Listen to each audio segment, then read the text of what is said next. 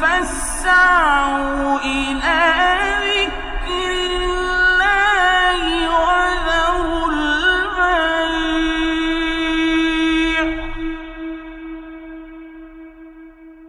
ذلكم خير لكم إن كنتم تعلمون. إن الحمد لله نحمده ونستعينه ونستغفره ونعوذ بالله من شرور أنفسنا ومن سيئات أعمالنا من يهده الله فلا مضل له ومن يضلل فلا هادي له وأشهد أن لا إله إلا الله وحده لا شريك له وأشهد أن محمدًا عبده ورسوله. يا أيها الذين آمنوا اتقوا الله حق تقاته ولا تموتن إلا وأنتم مسلمون. يا أيها الناس اتقوا ربكم الذي خلقكم من نفس واحدة وخلق منها زوجها وبث منهما رجالا كثيرا ونساء واتقوا الله الذي تساءلون به والأرحام إن الله كان عليكم رقيبا. يا أيها الذين آمنوا اتقوا الله وقولوا قولا سديدا يصلح لكم أعمالكم ويغفر لكم ذنوبكم ومن يطع الله ورسوله فقد فاز فوزا عظيما. أما بعد فإن أصدق الحديث كتاب الله وخير الهدي هدي محمد صلى الله عليه وآله وسلم وشر الأمور محدثاتها وكل محدثة بدعة وكل بدعة ضلالة وكل ضلالة في النار. خۆشەویستان، پێغەمبەری ئازیز و خۆشەویستمان صلى الله عليه وآله وسلم کۆمەڵێک موعجیزەی گەورەی هەبوو کە لەلایەنی خوای پەروەردگارەوە پێی بەخشرا بوو. بێگومان ڕۆشتنی پێغەمبەری ئازیز و خۆشەویستمان صلى الله عليه وسلم بۆ ئاسمان لەو شەوەدا کە پێی دەوترێ شەوی ئیسرا و میعراج بە فەرمانی خوای پەروەردگار پێغەمبەری خوا صلی الله عليه وسلم چوو بۆ ئاسمانەکان. لەوێ کۆمەڵێک لە پێغەمبەرانی بینی سەلامی خوای پەروەردگاریان لەسەر بێت. جا خوای پەروەردگار لەو شەوە پیرۆزەدا عیبادەتێکی زۆر زۆر گەورەی لەسەر پێغەمبەری خوا صلی الله عليه وسلم و لەسەر ئومەتەکەی فەرز کرد کە ئەویش نوێژە. نوێژ عیبادەتێکی زۆر گەورەیە. خوای پەروەردگار ناردوێتێ شوێن پێغەمبەری خوادا صلی الله عليه وسلم شەوڕەوی پێ کردووە لەوێ عیبادەتێکی زۆر گەورە و مەزنی لەسەر خۆی و ئومەتەکەی صلی الله عليه وسلم فەرز کردووە. کەواتە خۆشەویستان، ئێمە کاتێک کە نوێژ دەکەین ئەبێ پرسیارێک لە خۆمان بکەین: ئایا بۆچی نوێژ دەکەین؟ نوێژ بۆچی دەکەین؟ یەکەم لەبەر ئەوەی نوێژکردن فەرزێکی خوای پەروەردگارە لەسەر هەموو موسڵمانێک. خوای گەورە فەرزی کردووە لەسەر مرۆڤەکان کە نوێژ بکەن. فەصەلی لێڕەبیکە وەئەقیموا الصەلاة. خوای گەورە فەرمانمان پێ دەکات نوێژ بۆ پەروەردگارتان بکەن، هەستن بە نوێژەکانتان بە شێوەیەکی ڕێکوپێک ئەنجامی بدەن. نوێژ دەکەین لەبەر ئەوەی خوای گەورە فەرزی کردووە لەسەرمان. لە شەوی ئیسرا و میعراجەوە خوای پەروەردگار فەرزی کردووە لەسەر ئێمەی موسڵمان کە نوێژ بکەین. 5 فەرزە. بەڵام کاتێک کە پێغەمبەری خوا صلی الله عليه وسلم لەو شەو پیرۆزەدا نوێژی لەسەر فەرز کرا، 5 نوێژ نەبوو، 50 نوێژ بوو. 50 نوێژ. بەڵام ئەمڕۆ 5 ماوە. بەڵام خوای گەورە فەرمووی: إنه لا يبدل القول لدي فرضت عليك في أم الكتاب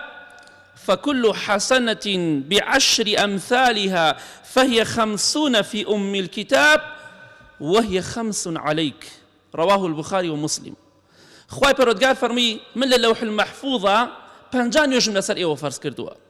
نووسیمە بۆ جۆرە. بەڵام دڵنیا بە هەموو چاکەیەک بەلانی کەمەوە دەقاتە ئێوەش ئەم 5 نوێژە بکەن خێری 50 نوێژتان هەبۆ دەنووسرێت هەر نوێژێک خێری 10 نوێژی هەیە ئەو فەزڵێکی خوای پەروەردگارە کە بە ئێمەی بەخشیوە کاتێک کە تۆ نوێژی نیوەڕۆ دەکەی خوای پەروەردگار 10 نوێژی نیوەڕۆت بۆ ئەنووسێت 4 ڕکات دەکەی خوای گەورە 40 ڕکات نوێژ بۆ دەنووسێت ئەمە فەزڵێکی خوایە کەواتە ئێمە نوێژ دەکەین لەبەر ئەوەی خوای گەورە فەرزی کردووە لەسەرمان کەواتە لەبەر فەرزیەتەکەی نوێژەکەی نەک لەبەر ئەوەی کە حەیامان نەچێ چونکە خەڵکی وایە بە تایبەتی ئەوانەی کە تەمەنێکیان هەیە چەندەها جار گوێمان لێ بوو بە گوێەکانی خۆمان دەڵێن ئەگەر نوێژ نەکەین حەیامانە چێ ئەگەر ڕۆژوو نەگرین حەیامانە چێ نوێژ عیبادەتێکە و فەرزێکە خوای گەورە دایناوە لەسەر ئێمە عورف و عادەت نییە باو باپیری ئێمە نوێژی کرد ئێمەش دەکەین نەخێر ئەمە مەسەلە عورف و عادەت نییە ئەمە دینداری و خواپەرستی و عیبادەتە ئەمە عیبادەتێکە خوای گەورە لەسەر ئێمەی فەرز کردووە ئێمە ئەنجامی ئەدەین بۆ ئەوەی لای خوای پەروەردگار شەرمەزار نەبین لای خوا حەیامان نەچێ و ڕسوامان ناکات نەک لای خەڵکی کەواتە نوێژ دەکەی فەصەلی لڕەبیک نوێژ تەنها بۆ پەروەردگارت بکە نەک بۆی حەیات نەچێ ئەگەر بۆ کردت پەنا بەخوا فەرزەکەت لەسەر لا ناچێ و خوای گەورە ئەو نوێژت بۆ نانووسێت ئەمە هۆکاری یەکەمە نوێژ دەکەین لەبەر ئەوەی فەرزە لەسەرمان نەک لەبەری عورف و عادەتە نەخێر عورف و عادەت نییە عیبادەتە نوێژ دەکەین لەبەر ئەوەی یەکەم عیبادەتێک و عملێک و کردەوەیەک لە ڕۆژی قیامەتە کە ئێمە محاسبە دەکرین لەسەری نوێژەکانمانە خۆشەویستی خوا صلی الله عليه وسلم لە حەدیثێکی صحیحدا کە لە صحیح جامع صغیر هاتووە بە ژمارە 2020 دەفەرمێت إن أول ما يحاسب به العبد يوم القيامة من عمله صلاته فإن صلحت فقد أفلح وأنجح وإن فسدت فقد خاب وخسر نوێژ دەکەین لەبەر ئەوەی فەرزە لەسەرمان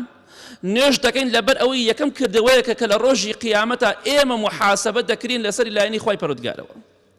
جا خۆشەویستی خوا فەرمیێ صلی الله عليه وسلم یەکەم کردەوەیە کە ئینسان محاسبە دەکرێت لەسەری نوێژەکانێتی جا ئەگەر نوێژەکانی تەواو بوو ڕێک و پێک بوو بە شێوەیەکی شەرعی ئەنجامی دابوو پەلەی لێ نەکردبوو فقد أفلح وأنجح ئەوە ڕزگاری دەبێ و دەڕاتە بەهەشتی خوای پەروەردگارەوە خوای گەورە لی ڕازی دەبێت بەڵام پەنا بەخوا ئەگەر نوێژەکانی نەکردبوو یا نوێژەکانی بە نوقسانی کردبوو فقد خاب وخسر ئەوە تیا دەچێت لە دنیا و لە قیامەتە ئەوە دۆڕاوە ئەوە خەسارەتمەندە لای خوای گەورە ئەگەر تۆبە نەکا و نەگەڕێتەوە بەڵام بەداخە و موسڵمانێکی زۆر هەیە ئەمڕۆ نوێژی بەیانی هەر ناکات نوێژەکانی تریش ئەگە بڕوا بۆ ئەم لاولا هەر نایکا بە هەمان شێوە ئەوە خەسارەتمەندە ئەگەر تۆبە نەکا و نەگەڕێتەوە بەلای خوای گەورە کەواتە خۆشەویستانە بێ نوێژ بکەی لەبەر ئەوەی فەرزە لەسەرت لەبەر ئەوەی محاسبە دەکرێت لەسەری لە ڕۆژی قیامەتە جا ئەگەر پێت خۆشە ڕزگارت بێ بەختەوەربی براوەبی سەرکەوتووبی دەبێت نوێژەکانت بە جوانی ئەنجام بدەیت ئەگەر کەسێکیش ئەنجامی نەدا و بەو شێوەیە بمرێت خوای گەورە تۆڵەی خۆی لێ دەکاتەوە ناو ئاگری دۆزەخە کەواتە خۆشەویستان نوێژ دەکەین لەبەر ئەوەی یەکەم کردەوەیەکە محاسبە دەکرێن لەسەری کەواتە خۆمانی بۆ ئامادەکەین کەواتە خۆتی بۆ ئامادەکە کاتێک کە تۆ تەشبیهات نەبێ ئیمتیحانت هەیە کاتێک کە دەڵێن بەیانی فڵان ئیمتیحانەتی ئەو ئیمتیحانە جارێ دەخوێنی ناچی ئیمتیحانێکی 2 ڕۆژ دوای ئەوە بخوێنی 3 ڕۆژ دوای ئەوە بخوێنی چونکە دەزانی یەکەم شتە ئەبێ فڵان ئیمتیحان فڵان دەرس فڵان مادە بخوێنم تۆش یەکەم شتێکە پێویستە بزانیت نوێژەکانی محاسبە دەکری لەسەری ئەگەر نوقسانی تیا بێ دەدۆڕێی پەنا بەخوای گەورە ئافرەتێک سعودی کە لە ڕیاض دائنیشێت باسی بەدبەختی کەسێکمان بۆ دەکات لەوانەی کە نوێژنەکەر بووە ئەڵێ ڕۆژێک جەماعەتێک کۆمەڵێک هاتن ماڵێک هاتن وتیان ئافرەتێکمان مردووە وەرە بۆمان بشۆرە ئەڵێ منیش خۆم حازر کرد و ڕۆشتم کاتێک کە چوومە ماڵەکەوە ئەم ئافرەتە و ئافرەتێ دەشۆرێ ئەفەرمێ کاتێک کە چوومە ژۆرۆ یەکسەر دەرگاکەیان لەم دیوە لێ داخستم دەرگاکەیان داخست زۆر ترسام کاتێک تەماشام کرد لە لێوار لە تەنیشت خۆمەوە جەنازەیەک دانراوە و داپۆشراوە کفن و سابوون و هەموو شتێک حازر کرا و دەرگاکەشم لەسەر داخرا زۆر ترسام دام لە دەرگا هاوارم کرد دەرگاکەم بۆ بکەنەوە کەس دەرگا بیوە نەکرد کەسیش وەڵامی نەدامەوە ئەڵێ زۆر ترسام زۆر ترس ناکە باشە بۆچی دەرگایان لەسەر من داخست ئەڵێ وەڵاهی مردۆکەم هەڵدایەوە ئافرەتەکە تەماشا دەکەم لاشەیەکی وشک سوێن بە خوار هەمووی جانی ڕەش بوو ڕەش وەکو قیر هەمووی جانی ڕەش بوو ئەڵێ زۆر ترسام زۆر نەمەزانی چی بکەم دەرگام لەسەر داخراوە خوایگە من چی بکەم ئەڵێ دەستم کرد بە قورئان خوێندن و زیکری خوا زۆر زیکری خوام کرد قورئانم خوێنایە چونکە هیچ حلێتر نەماوە دەرگام لەسەر داخراوە پشتم بە خوای پەروەردگار بەست دەستم کرد بە شۆردنی مردووەکە مردوویەک هەمووی جانی ڕەش بۆتەوە نەک دەم و چاوی بەتەنیا دەفەرمێ مردووەکەم شۆرد ئەم جادام لە دەرگای بۆم کردەوە ئەڵێ چەند جارێک دام لە دەرگای بۆم نەکردەوە بەڵام کەوتم کفنم کردەوە حازرم کردووە ئەمجا دەرگاکەیان بۆم کردەوە ئەڵێ سوێن بەخوا ئەوەندە ترسام ڕۆشتمەوە لە ماڵ 3 ڕۆژ لەسەر جێگا کەوتم نەمتوانی هەڵسم دوایی پرسیار مامۆسایەکی بەڕێز کرد وتی بڕۆ پرسیار کە بزانە ئەم ئافرەتە چی بوو ئاوای بەسەر هاتوو ئەڵێ گەڕامەوە وتم تخوا دوو پرسیارتان لێ یەکەم پرسیارێ بۆ دەرگاتان لەسەر من داخست وتیان وەڵڵی پێش تۆ 7 ئافرەتمان هێناوە بیشۆرە کەسی نەوێراوە بیشۆری هەمووی ڕای کردووە سوێن بەخوا دەڵێت مردوویەکی زۆرم شۆردووە لە ژیانما قشتیوان بەرچاو نەکەوتووە ئافرەتێکی سپی پێست وەکو قیر ڕەش ئەبێت هەموو لاشەی والله 7 نەفەر پێش تۆ هاتووە بەڵام هەر 7ێکی ڕای کردووە بۆی دەرگامان لەسەر تۆ داخست بۆی تۆش ڕانەکەی دووەم پرسیاریش وتی باشە ئەم ئافرەتە بۆچی ئاوای بەسەر هاتووە وتیان والله ئەم ئافرەتە لە دنیادا نوێژی نەدەکرد ئافرەتێکی نوێژنەکەر بوو داپۆشراو نەبوو نوێژنەکەر نوێژی نەدەکرد کەواتە فقط خابە و خەسیرە ئەمە خەسارەتمەندە بۆیە سەردەمی پێغەمبەری خوا بکە ساڵسەم سەحابەکان بکە کۆمەڵێک واقع و کارەساتی ترسناک ڕوویداوە بۆی خەڵکی دەرز وەرگرێ ناکرێ هەموو ئینسانێکی خراپ و بێباوەڕ خوای گەورە بیکاتە عیبرەت بەڵام دەنکە دەکاتە عیبرەت بۆی خەڵکی بە خۆیدا بچێتەوە جا ئەوەی نوێژەکانی بە جوانی نەکات خەسارەتمەندە پێغەمبەری خوا دەفەرمێ صلی الله عليه وسلم نوێژ دەکەم بۆ ئەوەی خوای گەورەم بیر بکەوێتەوە چونکە خوای گەورە دەفەرمێ وأقیم الصلاة لذکری ئەی موسا صلی الله عليه وسلم نوێژ بکە بۆ ئەوەی منت بیر بکەوێتەوە بەڵام چونکە ئێمە نوێژەکان وەکو عورف و عادەت وەرماگرە زۆر بەمان لە باو باپیر و بۆمان ماوەتەوە تەماشا دەکەی نوێژەکانمان دەکەی ئاگامان لە نوێژەکانمان نییە نوێژەکان لە کۆڵ دەکەینەوە پەنا بە خوای گەورە نابێت لە کۆڵ کرێتەوە خوای گەورە دەفەرمێ نوێژ بۆی منت بیر بکەوێتەوە بۆی گەورەی و دەسەڵاتی خوای گەورەت بیر بکەوێتەوە کاتێ دەڕۆیتە سەجدە بزانێتەوە سەجدە بۆ خالقی خۆت ئەبەی ئەو خالقەی کە هەموو بوونەوەری دروست کردووە کاتێ دەڵێ سبحان ربی العظیم عظیمە خوای گەورە بیر کەرەوە سبحان ربی العلا خوای گەورە بەرز و بڵندە کەواتە خۆشەویستان پێویستە نوێژ بکەین بۆی خوای گەورەمان لەبیر نەچێت نوێژ دەکەین بۆی لە خوا نزیک ببینەوە چونکە لە حەدیثێکی صحیح بوخاری هاتووە پێغەمبەری خوا فەرمێ صلی الله عليه وسلم خوای گەورە دەفەرمێت واتە حەدیثێکی قودسیە وما تقرب إلي عبدي بشيء أحب إلي مما افترضت عليه خوای گەورە دەفەرمێ بەندەکەم بە هیچ شتێک لە من نزیک نابێتەوە بەقەد ئەوەی کە بە فەرزەکان لە من نزیک بێتەوە کاتێک کە تۆ فەرزەکان جێبەجێ دەکەی نوێژە ڕۆژووە زەکاتە حەجە هەر فەرزێکە لە فەرزەکان کە خوای گەورە دایناوە و پێغەمبەری خوا دایناوە صلی الله عليه وسلم تۆ بەو فەرزانە لە خوای گەورە زۆر نزیک دەبیتەوە کەواتە ئەگەر پێت خۆشە لە خوا نزیک بیت ئەگەر پێت خۆشە خوای گەورە ڕەحم و میهرەبانی خۆی بڕژێنێ بەسەر تۆدا پێویستە تۆ لە دنیادا بە فەرزەکان لە خوای گەورە خۆت نزیکیتەوە یەکێ لە فەرزە گەورەکان نوێژە جا ئەگە پێمان خۆشە نزیک بینەوە بەڕاستی خوا ڕەحمان لێ بکە پێویستە ئاگامان لە نوێژەکانمان بێ هەر 5 فەرزەکەی هەر 5 فەرزەکە بە جوانی ئەنجام بدەین هەر 5 فەرزەکە بەویستی خوا بەو شێوەیە کە داوامان لێکراوە ئەنجامی بدەین نەک بەو شێوەیە کە خۆمان دەمانەوێت بۆیە نوێژ دەکەین بۆی خوای گەورەمان بیر بکەوێتەوە نوێژ دەکەین بۆی لە خوای گەورە نزیک ببینەوە خوا لێمان ڕازی بێت خوای گەورە بمان خاتە بەهەشتەوە لە دۆزەخ ڕزگارمان کە نوێژ دەکەین بۆ ئەوەی لە خراپە و تاوان بە دوور بین چونکە ئەگەر تۆ نوێژ وەکو عیبادەت وەربگری بەویستی خوا لە قسەکانی خۆتە ئەنجامەکەی دەبینی سەرنجامەکەی دەبینی ئەگەر نوێژ وەکو عیبادەتێک وەربگری لە کردەوەکانتان ڕەنگە داتەوە بەڵام ئەگەر وەکو عورف و عادەت وەریگری و ئەگەر نەیکەین حەیامانە چێ بەخوا ئەوە نوێژەکە ئەکا دوای نوێژەکە خەریکی حرام خواردن و حرام ئیشی حرام و تاوان و گوناهە. خوای گەورە دەفەرمێ ئین الصلاة تنهى عن الفحشاء والمنكر. نوێژی ڕاستەقینە ئەو نوێژەیە لە فاحیشە بە دوورت کات. نوێژ دەکا و لەگەڵ ئافرەتی خەڵکایە، نوێژ دەکا و بەدڕەوشتی دەکات، نوێژ دەکا و زینا دەکات، نوێژ دەکا و گوێن ئەدات، نە لە خراپە و بەدڕەوشتی دووری دەخاتەوە، نە لە گوناه و تاوانیش، لە منکر دووری دەخاتەوە. ئەو نوێژەیە کە خوای گەورە داوای کردووە لە ئێمە، چونکە نوێژی ڕاستەقینە خوای گەورە دەفەرمێ ئەو نوێژەیە تۆ لە خراپە بە دوور کات، لە فاحیشە بە دوور کات. چی فاحیشەی خراپە بێ و چی زمانت خراپ بێ و گوێن بە خەڵکی بدەی پەنا بەخوا، ئەو شەر فاحیشەیە. کەواتە خۆشەویستان نوێژ دەکەین بۆ ئەوەی لە خراپە و تاوان بە دوور بین. بەڵام هەندێک کەس دەبینی شوێن کەوتوی شەیتانن، شەیتان فریوی داون، گومڕا بوونە، سەر لێ شێوا بوونە، دەڵێن مادەم فڵان کەس نوێژ دەکا من نوێژ ناکەم، فڵان کەس نوێژ دەکا و حاجیە بۆ منە عومرەی کردو خەریکی خراپەکاریە، دەی تۆ پیاو بە حەج بکە و عومرە بکە و نوێژ بکە و خراپە مەکە. ئینسانی عاقڵ و تێگەشت و خراپەی خەڵکی تاوانی خەڵکی ساردی ناکاتەوە، بەڵکو گەرمی دەکاتەوە. مادەم فڵان کەس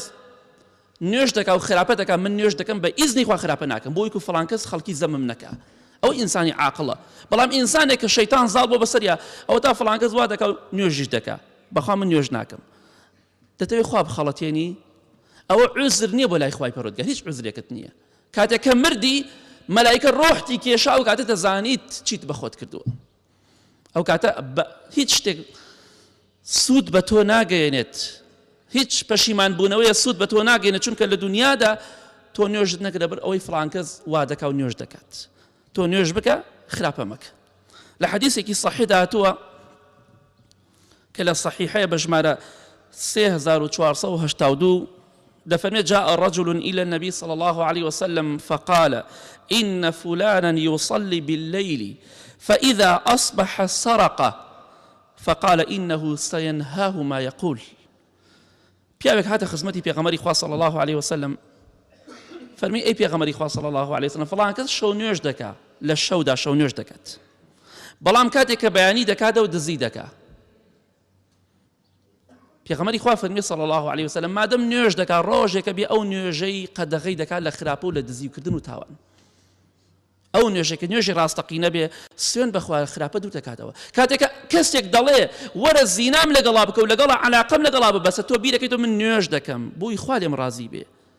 من چۆن دەچم نوێژەکانم دەسووتێنم لەگەڵ ئافرەتێکە خراپە دەکەم، یا ئافرەتی لەگەڵ پیاوێکە بە هەمان شێوە. کاتێکە شەیتان پێ دەڵێ حرام بخۆ، ئەمە حرامە بیخۆ، تۆ بیر دەکەیتەوە من نوێژ دەکەم دەمەوێت خوا لێم ڕازی بێ. نوێژ ئەو نوێژەی لە خراپە دوورم خاتەوە، من چۆن حرام دەخۆم، خۆم بۆ ماڵم ناڵ خراپ بکەم، ماڵم ناڵ لە قەبرەکە دان بۆشی دێ ئەگەڕێنەوە کۆتایی دێ، خۆت بۆ کەس خراپ مەکە، ژیان و قیامەتی خۆت مەفەوتێنە بۆ هیچ کەسێک. بۆی خۆشەویستان پێغەمبەری خوا فەرمی صلی الله عليه وسلم ڕۆژێکە بێ ئەو نوێژەی ئەوەی کە دەیڵێ لە ناو نوێژەکانیدا ڕۆژێکە بێ منعی دەکات، ئەگەر وەکو عیبادەت وەریگرتی بێ، بەڵام نەک وەکو عورف و عادەت. بۆی خۆشەویستان نوێژ دەکەین بۆ ئەوەی لە خراپە بە دوور بین، نوێژ دەکەین بۆ ئەوەی خوا لە خراپە و گوناه و تاوانەکانمان خۆش بێت. کۆمەڵی حەدیثی زۆر هاتووە کە نوێژە فەرزەکان گوناه و تاوان دەوەرێنێت. هەروەکو چۆن ئینسانێک لە بەردەم ماڵ خۆیدا ڕۆبارێک هەبێت، چەمێک هەبێت، ڕۆژی 5 جار خۆی لێ بشۆرێ، گوناهی پێ نامێنێت، هەمووی پاک دەبێتەوە. چۆن چڵکەکەی پاک دەبێتەوە ئاوا گوناهەکانیشی پاک دەبێتەوە. بۆیە حەدیثێکی زۆر هاتووە باسیەوە دەکات نوێژە فەرزەکان دەبنە کەفارەتی گوناهەکان. جا ئینشەڵڵا نوێژ دەکەین بۆی خوای گەورە لە گوناهەکانمان خۆش بێت، بۆی خوای گەورە لە هەڵەکانمان خۆش بێت و لە تاوانەکانمان خۆش بێ، لەبەر ئەو نوێژ دەکەین. بەڵکو خوای گەورە ڕەحمان لێ بکە. سەحابەکان ڕەزا و ڕەحمەتی خوایان لێ بێ خۆیان ماندوو دەکرد، خۆیان هیلاک دەکرد، دەیان فەرموو بۆ خۆتان وا لێ دەکەن، دەیفەرموو پێغەمبەری خوا صلی الله عليه وسلم فەرموویەتی لە پێشتانەوە کۆمەڵێک کۆسپ و ناخۆشی و تەگەرە هەیە، کۆمەڵێک تەگەرە و ناخۆشی زۆر لە پێشتانەوەیە، لە دوای مردنتان دەست پێکات. هیچ کەسێکیش ناتوانێت لەو تەگەرانە ڕزگاری بێ، لەو ناخۆشیانە ڕزگاری بێ، ئیلا ئەو کەسانە نەبێت کە تاوانیان کەمە. بۆیە دەیفەرموو ئەو سەحابەی ڕەزا و ڕەحمەتی خوا لێ بێ منیش دەمەوێت خۆم سوک بکەم تاوانەکانم سوک بکەم بۆ ئەو ڕۆژێک کە سەختە هیچ کەسێک ڕزگاری نابێت لە ناخۆشیەکانی قیامەت و پردی سیرات و محاسبە و ساحەی مەحشەر ئیلا کەسێک نەبێ گوناه و تاوانی کەمی هەیە خۆی سوک کردووە بەڵام ئێمە بە غەیبەت و بوختیان و درۆ و تاوان خۆمان قورس کردووە خوا ڕەحمە لێ بکە لە قیامەتمان بۆی خۆشەویستان با بە خۆمان دابچینەوە تەقوای خوا بکەین نوێژ دەکەین بۆ ئینشاڵڵا خوای گەورە لە گوناه و تاوانە زۆرەکانمان خۆش بێت یا ڕەبی خوا لە گوناهەکانمان خۆش بی ڕەحم و میهرەبانی خۆت بڕجێنی بەسەرماندا الحمد لله والصلاة والسلام على رسول الله وعلى آله وصحبه ومن والاه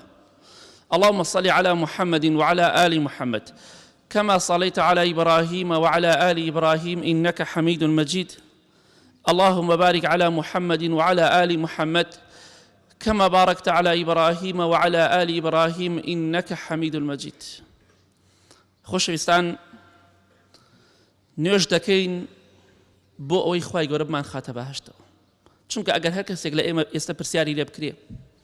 بۆ نوێژ دەکەی بۆ ڕۆژوو دەگری بۆ عیبادەت و خواپەرستی دەکەی وەڵامەکەی ئەوەیە بۆ ئەی خوای گەورە لێم خۆش بێ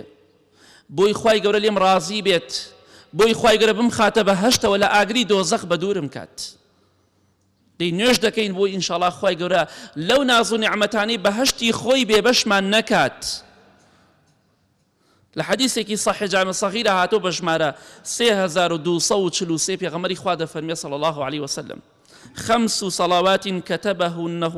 كتبهن الله على العباد فمن جاء بهن ولم يضيع منهن شيئا استخفافا بحقهن كان له عند الله عهد أن يدخله الجنة پێغەمبەری خوا فەرمێ صلی الله عليه وسلم خوای گەورە 5 نوێژی فەرز کردووە لەسەر بەندەکانی جا هەر کەسێک ئەو 5 نوێژە بە جوانی بکات ئەنجامیان بدات نوێژەکان بە کەم و کوڕی نەکا بەڵکو تەواوی کا بە جوانی بیکا ڕکوع و سوجودی بە جوانی بەرێ ئەوە خوای گەورە وعد و پەیمانی دا و دەیخاتە باشتەوە وعد و پەیمانێکی هەیە لای خوای گەورە هەر کەسێک نوێژەکانی هەر 5 فەرزەکە بە جوانی بکات ئەنجامی بدات دەیخەمە بەهەشتەوە دەی ئینشاڵڵا ئەگەر پێت خۆشە بڕۆی بۆ بەهەشتی خوا بۆی لە ڕۆژی قیامەتە لەگەڵ پێغەمبەران و پیاوچاکاندا سەلامی خوایان لەسەر بێت لە بەهەشتی پڕ لە ناز و نیعمەتە بۆ خۆت بژیت نوێژەکانت بە جوانی بکەت چونکە هەر 5 فەرزەکە بە جوانی ئەنجام بدە خوای گەورە وعدی بەهەشتی پێت داوە بەڵام ئەگەر کەسێکیش نەیکا پەنا بەخوا ئەوە هیچ وعدێکی لای خوای پەروەردگار نییە خوای گەورە ویستی عەزابێدا ویستی لێی خۆش دەبێ بەڵام تۆڵەی خوا ئامادەیە بۆ ئەو کەسانی کە نوێژ ناکەن بۆی خۆشەویستان نوێژ دەکەین بۆی خوای گەورەمان خاتە بەهەشتەوە نوێژ دەکەین بۆ ئەوەی لە تاوانی کوفر و شەریک بۆ خوابڕیاردان دوور بین چونکە حەدیث صحیحمانەیە لە صحیح تەرغیبە بە ژمارە 5566 و 568 ئەم دوو ڕیوایەتە پێغەمبەری خوا دەفەرمێت ساسەم چی دەفەرمێت بين العبد وبين الكفر والإيمان الصلاة بين إيمان وكفر بين باور وبيباوري نوجا باور وبيباوري نوێژ دەکەم بۆی بێباوەڕ نەبم بۆی تووشی کوفر نەبم بۆی تووشی شەریک بۆ خوا بڕیاردان نەبم بۆی لە ڕۆژی قیامەتە تووشی کوفر نەبوو بێتم هەتا خوای گەورە تۆڵەم لێ بکاتەوە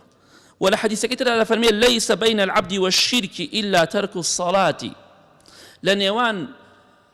بندو شريك بو خواب الرياردان دا هيش تكني إلا نيوج واز لهنان نبيت واز هلان نيوج شريك بو خواب الرياردان نيجا نكر تاوانا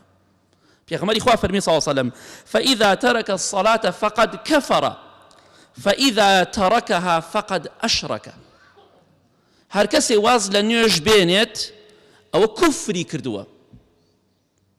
زانان رحمتي إخواني اللي بزانيان أهل السنة شون كوتواني بيغمري خواه صلى الله عليه وسلم خلافيا لو داهي أم كفرك لحديث كان هاتو كفري قوريا كفري بچوكا زورك لزانان دايها وسطها زاناي قورهن دفرمون أوين نيوج نكات كافرة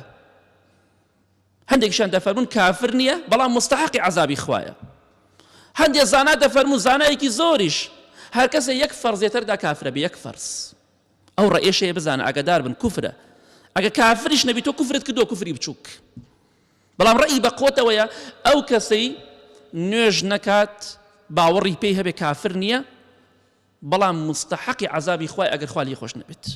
بەڵام کافر نییە مادەم باوەڕی پێی هەبێ ئەگەر بڵێ باوەڕم بە نوێژ نییە ئەو کافر دەبێ ئەو کاتە چونکە باوەڕی بە ئیسلام نییە کەواتە باوەڕی بە سەتەها ئاەت و حەدیث نییە جا پێغەمبەری خوا فەرمیێ صلی الله عليه وسلم جیاوازی لە نێوان ئینسانی ئیماندار و ئینسانی بێباوەڕدا یا جیاوازی لە نێوان ئینسانی یەکخواپەرست و ئینسانێکە شەریک بۆ خوا بڕیاردا چییە نوێژە ئەو کەسەی نوێژی نەکرد کوفری کردووە ئەو کەسەی نوێژی نەکرد شەریکی بۆ خوا بڕیارداوە شەریکی بۆ خوا بڕیارداوە شوێنی هەوا و ئارەزوو نەفسی خۆی کەوتووە کردوێتی بە دەمسپی و گەورەی خۆی بە قسەی خوا پێغەمبەری خوش ناکات صلی الله عليه وسلم کەواتە نوێژ دەکەم بۆی لە کوفر بەدوور بم نوێژ دەکەم بۆی شەریک بۆ خوا بڕیار نەدەم کەواتە ئەو کەسێکە نوێژ ناکەی تۆ شەریکت بۆ خوا بڕیارداوە کوفرت کردووە بە خۆتا بچۆرە و تەقوای خوا بکە ئەمە پێغەمبەری خوا دەفەرمێت صلی الله عليه وسلم فقط ئەشرەکە ئەوە شەریکی بۆ خوا بڕیارداوە کە نوێژ ناکات کەواتە خۆشەویستان ئێمە نوێژ دەکەین بۆی لە عەزابی خوا بەدوور بین بۆی لە تۆڵەی خوا بەدوور بین ئیمانمان بەوە هەیە بەپێی حەدیثی صحیحی پێغەمبەری خوا صلی الله عليه وسلم لەناو قەبردا عەزاب هەیە بە ئاگر بە مار لە حەدیث صحیح هاتووە مار هەیە جۆرە مارێکی ماڵی پێڵێن ماری تنین خوا بمان پارێزێ کە دەڵێن وەکو دار خورما درێژە بەڵام ئەو مارە ئێستا لەسەر زەویان نەماوە والله ئەعلم ئەم ماری تنینە وەکو دار خورما درێژە دەوەستێت بەرامبەر بە خەڵکی لەناو قەبردا ماری تنین هەیە ماری تنین هەر مارێک لەو مارانە حەوت سەریە پێغەمبەری خوا فەرمیێ ساسم حەوت سەر هەر مارێک لەو مارانە خوای گەورە دایناو بۆ ئینسانی بێباوەڕ بۆ کەسانی کە کوفر دەکەن بۆ کەسانی شەریک بۆ خوا بڕیار دەدەن تۆبەش ناکەن و بۆ جۆرە دەمرن دەی ئەو کەسەی نوێژ ناکەی بە خۆتا بچۆرەوە تۆ تەحەمولیەوە ناکەی ماری تنین ناو قەبردا پێتۆ بدات خوای گەورە بمان پارێزێ بەسەراتێک باس دەکەین و کۆتایی بە وتارەکە دەهێنین پەیامێکە بۆ ئەو کەسانەی کە نوێژ ناکەن با بە خۆیان دابچنەوە نوێژ بکە بۆی خوا لێت ڕازی بێ بتخاتە بەهەشتەوە بۆی خوای پەروەردگار لە گوناه و تاوانەکانت خۆش بێ چونکە فەرزێکی خوای لەسەر تۆ گەنجێکی سێقە پێکراو لە کتابێکە خوێنامەوە کتابێکی زوهدە ئەڵێ لەگەڵ چەند برادەرێک و چەند مامۆستایەکی بەڕێزا ڕۆشتین بۆ ئەردەن بۆ داوەکردن بۆی خەڵکی بانگەوازی خەڵکی بکەین بۆ ڕێگای پاش ئەڵێ مامۆستایەک و پیاوێکی بەتوانامان لەگەڵا بۆ خەڵکی کۆیت بوو لە شاری زەرقا لە ئوردن نوێژی جومعەمان کرد دوای نوێژ دانیشتین مسافرین هاتوینە بانگەوازی خەڵک بکەین ئەڵێ کاتێکمان زانی دوای نوێژی جومعە چەند کەسێک هاتنە ژوورەوە زۆر بە پەشۆکاوی طەبیعی نەبوون ئەو کەسانە کە هاتنە ژوورەوە وتیان کوا مامۆستای مزگەوت وتمان کاکە خێرە چیتان دەوێ وڵا لێمان قەوماوە چیتان لێ قەوماوە گەنجێکمان بە حادیسی سیارە ڕۆشتووە گەنجێکمان بە حادیسی سیارە ڕۆشتووە ئێستا قەبرمان بۆ هەڵکەندووە کاتێککە ویستمان بیخێ ناو قەبرەکەەوە ئەژدیهایەکی زۆر زۆر گەورە ناو قەبرەکەی خۆلی لوداوە ئەمە شتێکی واقعی و ڕاستە لە ئەردەن ڕوویداوە نازانن چی بکەین ئەڵێ ئێمەش ڕۆشتین لەگەڵ ئەو مامۆستا کۆیتیە کە مامۆسایەک و زانایەکی کۆیتی بوو لەگەڵ ئەوە ڕۆشتین بۆی بە چاوی خۆمان واقعەکە ببینین چەند مامۆسایەک و چەند تەڵەبەیەکی دینی بووین ئەڵێ کاتێککە ڕۆشتین تەماشامە کرد واقعی وایە ئەژدیهایەکی زۆر گەورە وەستاوە سەری ئاوا دەکا و سەیری خەڵک دەکات لەناو قەبرەکە ئەڵێ مامۆستاکە کۆیتیەکە پیاوێکی عالم و بەتوانا بوو وتی بڕۆن لە دووری 200 مەترەوە قەبرێکی تری بۆ هەڵکەنن ئەڵێ ڕۆشین لە دووری 200 مەترەوە تقریبەن قەبرێکمان هەڵکەن بۆ ئەو گەنجەکە مردووە گەنجێکە بۆی حادیسی سیارەوت یاچوو ئەڵێ وەڵڵی کە هەڵمان کەند سوێن بەخوا ئەژدیهاکەمان دووبارە ناو قەبرا بینیەوە ئەڵێ بە پەلە ڕامان کرد بۆ قەبری یەکەم سەیرەکەین عەرزەکەی کون کردو ناو قەبری یەکەمایە وەڵڵی بۆیە ئەو زانا کۆیتیە وتی هیچ حەلێکی نییە ئەمە ئەڵێ کارە ساتێک بوو ئەڵێ سوێن بەخوا چەند کەسم بینی بورایەوە لە ترسا هەر بورایەوە واقعێکی زۆر ناخۆش گەنجێکی بەدبەخت دەمرێت ئەژدیهایەک و مارێکی گەورە ناو قەبرەکەیدایە لە سەدەمی پێغەمبەری خوادا صلى الله عليه وسلم جاء چەندەها واقعەیە کە چەندەها کەسەوە لە قەبرەکە قەبر نەیگرتووە خۆی فڕی داوە قەبرەکە نەیگرتووەتە خۆی لە سەدەمی سەحابە و تابعینە چەندەها شتی واقعی ڕووی داوە بەڵێ دەفەرمێ هیچ حەلێکمان نەما ئەمجا ئاسایش و ئەمن و ئاسایش هات ئیسعاف هات نەمانزانی چی بکەین هەرچیمان دەکرد پەنا بەخوای گەورە ئەو ئەژدیهایە هەر مەوجود بوو خەڵک زۆر ترسا ترسێکی زۆر ڕووی کردە خەڵک ئەڵێ هەرچۆنێ بوو ئەو کەسانی کە ئاسایشەکان هاتن لەگەڵ ئیسعافەکە مردوەکەیان برد بۆ لای قەبرەکە بە ترسەوە نیانێڵا خەڵک بێتە پێشەوە چونکە کارەساتێک و ترس ناکە لەوانەیە کەسێ بڵێ باشە مارەکەیان بۆ نەکوشت مارێ خوا بینێرێ بیش ناتوانانی بیکوژی بیشی کوژی مارێتە دووبارە دێتەوە ئەوە شتێکە ئیرادەی خوایە هیچ کەسێ ناتوانێت دەسەڵاتی تەداخلی بکات دەسەڵاتی بێتایە بۆی دەفەرمێ بردیان بۆ لای قەبرەکە ئەڵێ سوێن بەخوا خۆشم سەیر ناو قەبرەکەم کرد مردوەکەمان کردە ناو قەبرەکەوە کاتێک مازای ناو قەبرەکە کون ئەژدیهاکە قەبرەکەی کون کرد هاتەوە دووبارە سوێن بەخوا تەبوتۆزێکی کرد ئەو ناوە هەمووی بووە تەبوتۆز والله ئەڵێ بە چاوی خۆم بینیم لە قاچێەوە خۆی پێوە لولدا بە مردۆ جەنازەکەەوە هەتا چوە سەری ئەڵێ سوێن بەخوا خۆی بە قووەت و بەهێز کرد گوێم لە قرچە و لە دەنگی ئێسقانەکانی مردۆ بکەیت دەشکە هەمووی خۆی پێوە لول کرد زۆر بە قووەت مار زۆر بە قووەتە ئەڵێ سوێن بەخوا ئێسقانەکانی گوێم لێ بۆ قرچەکە هاتەشکە ئی مردۆکە ئەڵێ مردۆکەمان شاردەوە زۆر کارەساتێکی ناخۆش ئەژدیهاکەمان دابۆشی لە دوورەوە ئەڵێ خۆڵمان بۆ تێگە نەمانوێرە نزیکی بکەوینەوە مارەکە چووکە سەیری خەڵکێک کرد ئەژدیهاکە ئەڵێ دوایی هاتیم وەلای باوکی وتمان مامە گیان کوڕەکەی تۆ چی بوو دی وەڵای کوڕەکەی من لەگەڵ منا باش بوو گوێڕاڵی منی دەکرد بەڵام کوڕەکەم نوێژی نەدەکرد نوێژ نەکەر بوو جا بۆیە نوێژ دەکەین بۆی لە عەزابی خوا و لە ماری ناو قەبر ڕزگارمان بێ لە کۆتاییدا دەڵێن خۆشەویستان با نوێژ بکەین چونکە فەرزێکی خوایە لەسەرمان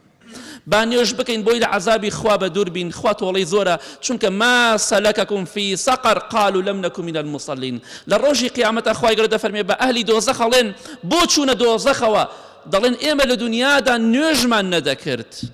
یەکێ لە صیفەتەکانمان ئەوە بوو نوێژمان نەدەکرد بۆیە چوون ناو سەقەرەوە کە دۆزەخێکی سەختە پەنا بەخوا ئیمانمان بەوە هەیە جەهەنم هەیە بەهەشتەیە ئەوانەی کە تاوانبار بن و تۆبە نەکەن خوا دەیان خاتە جەهەنمەوە ئەوەشی ئیماندار و خواناس و خواپەرست بێ خوا دەیخاتە بەهەشتەوە جا با خوای گەورە نەمان کاتە عیبرەت بۆ دوای خۆشمان با بە خۆماندا بچینەوە تەقوای خوا بکەین نوێژ نەکردن تاوانێکی زۆر گەورەیە کوفرە ئینسان پەنا بە خوای گەورە تووشی عەزابی خوا و دووچاری عەزابی خوای دەکا با بە خۆماندا بچینەوە نوێژ دەکەینە بەڕێوە فەرزە لەسەرمان بۆی خوا لێمان خۆش بێ و لێمان ڕازی بێ بمان خاتە بەهەشتەوە بۆی لە گوناهەکانمان خۆش بێ نەک لە بەرەوەی حەیامان نەچێ هیوادارم سوودی هەبی بۆ هەموو لایەکمان ئاگامان لە نوێژەکانمان بێ بە تایبەتی نوێژی بەیانی لە خوا بترسن فەوتاندنی نوێژەکانتان تاوانێکی گەورەیە بەپێی حەدیثی پێغەمبەری خوا صلی الله علیه وسلم ئەو کەسەی نوێژێکی فەرزی بفەوتێ یەک نوێژ ئەگەر تۆبەی لێ نەکات دووچاری عەزابی قەبرە بێ یەک نوێژ حەدیث صحیحی لەسەر یەک نوێژ دووچاری عەزابی خواتەکان ناو قەبردا ئەیە کەسێک هەر نوێژ نەکات بۆیە لە خوات بترسە ئەگەر پێت خۆشە لە عەزابی خوا بە دوور بی ئاگاد لە نوێژەکانت بێ بە تایبەتی نوێژی بەیانی بۆی دووچاری عەزابی خوا و عەزابی قەبر نەبی یا ربی خوا لە گوناهەکانمان خۆش بی اللهم اغفر للمؤمنين والمؤمنات والمسلمين والمسلمات الأحياء منهم والأموات من أهل السنة والجمعة والجماعات يا ربي خوايا الشفاء نخوش كان من بدي بتايبتي أواني داوي دعاء خيريان كدوا يا ربي خوايا نوێژ و ڕۆژ و عیبادەت دڵمانە شیرین و خۆشەویست کە یا رب العالمین خوایان هێمنی و ئارامی وڵاتەکەمان بپارێزی خوایان داوات لێ ئەکەین لێت ئەپاڕینەوە یا ربی خوای ڕەحم و میهرەبانی خۆت بڕژێنە بەسەرماندا خوایان لە عەزابی خۆت و لە عەزابی قەبر بمان پارێزە یا رب العالمین خوایان بە ئیمانداری بمان ژێن و بمان مرێنە لەسەر سونەتی پێغەمبەری خوا صلی الله علیه وسلم ژیانمان کۆتایی پێ بێت يا رب العالمين ڕۆژی قیامەتە لەگەڵ پێغەمبەران و شەهیدان و پیاوچاکان حەشرمان کەی ئەوانەی کێشە و مشکیلان یا ربی خوای بۆیان ئاسان کەی بۆیان حەل کەی آمين آمين آمين أقول قولي هذا واستغفر الله لي ولكم واستغفروه إنه هو الغفور الرحيم